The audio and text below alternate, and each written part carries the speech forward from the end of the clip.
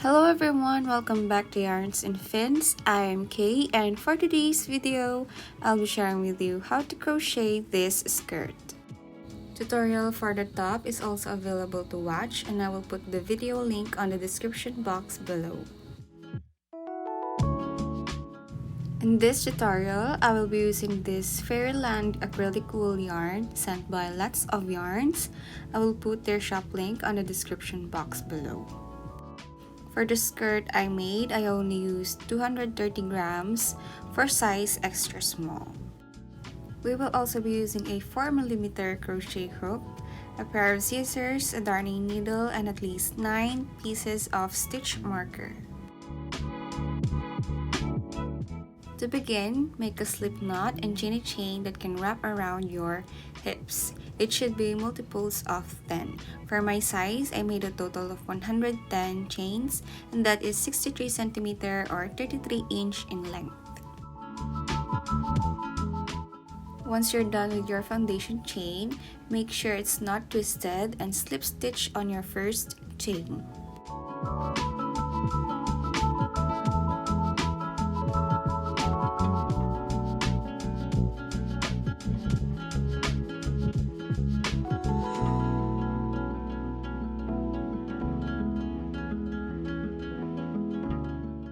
Now for round 1, we will begin with a chain of 2.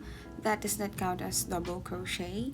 And then in each of the chains around, we will work double crochets.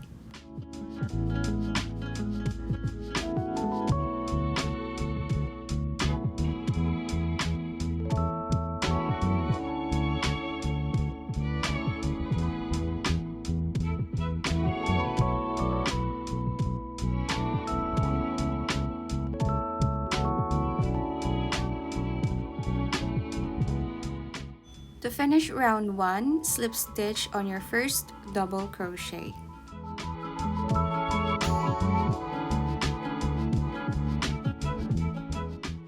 Now for round 2, begin with chain 2, that does not count as double crochet, and then on the same stitch, work your first double crochet. Then double crochet in each stitch for the whole round.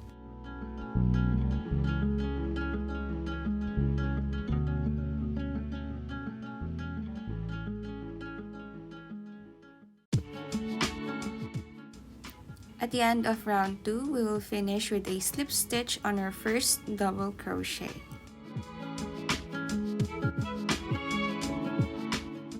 After that, repeat steps in round 2 for 9 more rounds.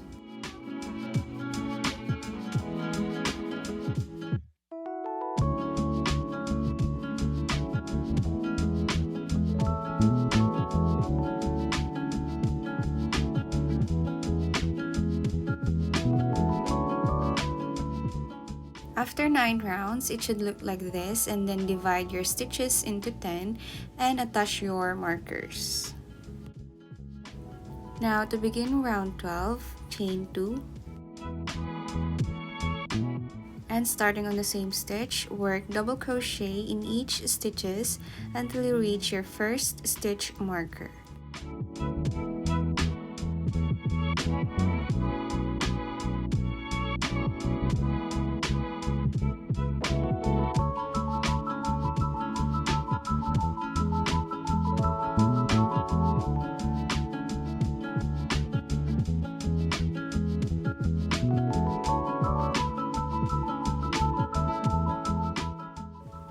Now, on the stitch with marker, we will work 2 double crochets on the same stitch.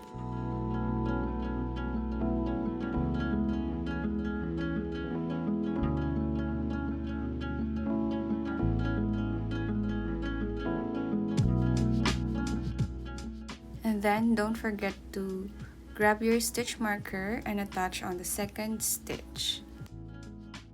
Next, continue with the double crochets in each of the next stitches until you reach your next stitch marker and repeat the step. Repeat the step in each stitch marker for the whole round. To finish the round, we will work our last increase, and that is by working a double crochet on the base of the chain 2 at the beginning.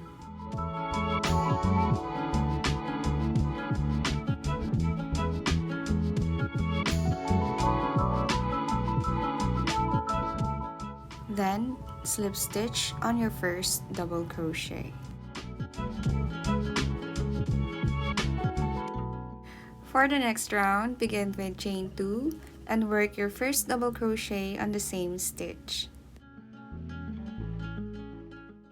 Then next, work double crochet in each of the next stitches until you reach your first stitch marker.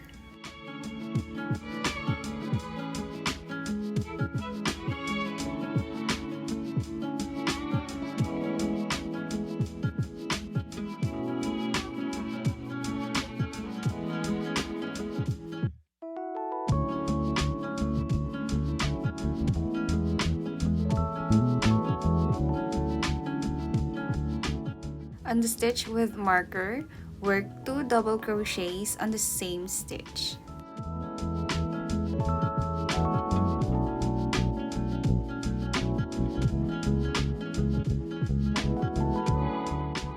Again, attach your stitch marker, but this time on the first stitch of the increase.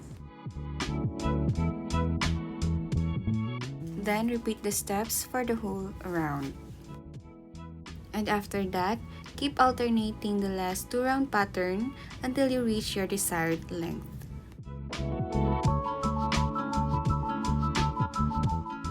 For my size, I made a total of 28 rounds, and this is how it should look like. Basically, we are just alternating the increase on the first stitch and on the second stitch from the increase from its previous round. For the finishing round, chain 1 and flip your work. And work an alternate of single crochet and 2 single crochet on the same stitch for the whole round.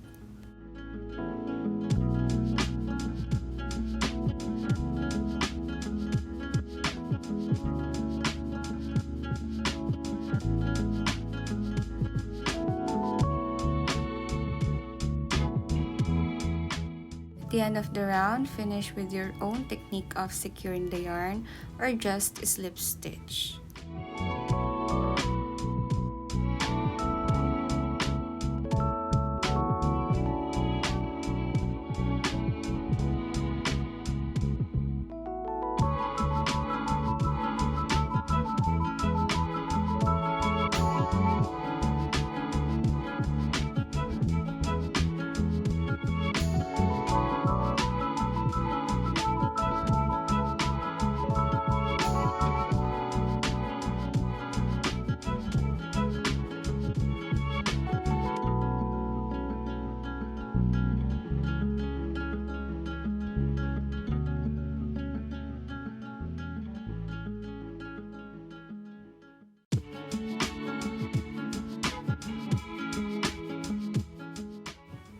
For the belt loops, attach your yarn in any stitch.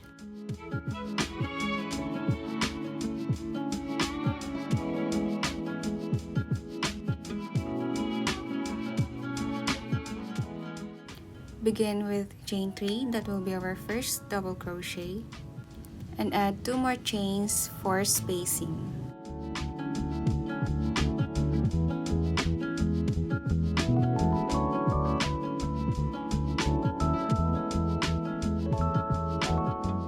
Next, skip 2 stitch and work double crochet on the next.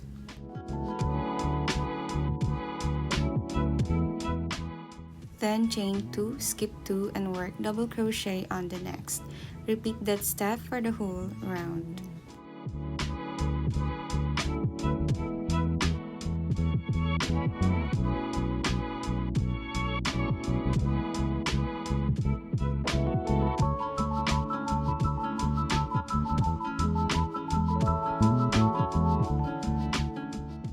At the end of the round, slip stitch on your first double crochet.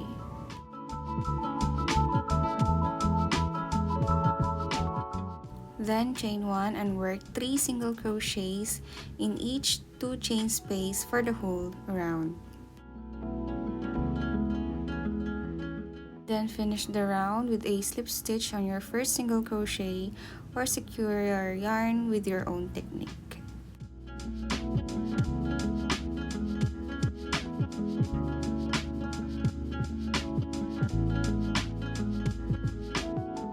Your finished skirt should look like this. You can use any belt, or you could just double pull your yarn and make a chain, or you can use any I-cord pattern just like this.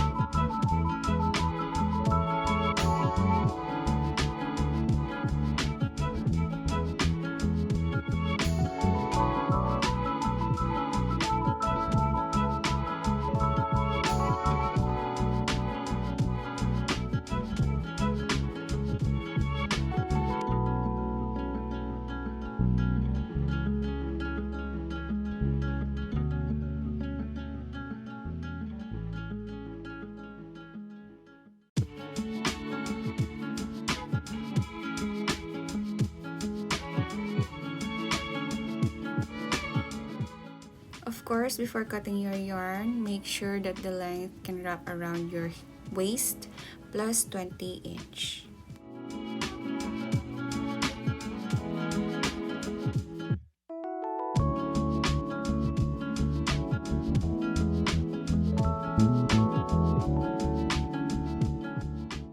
You may use your darning needle to easily insert your strap on your belt loops.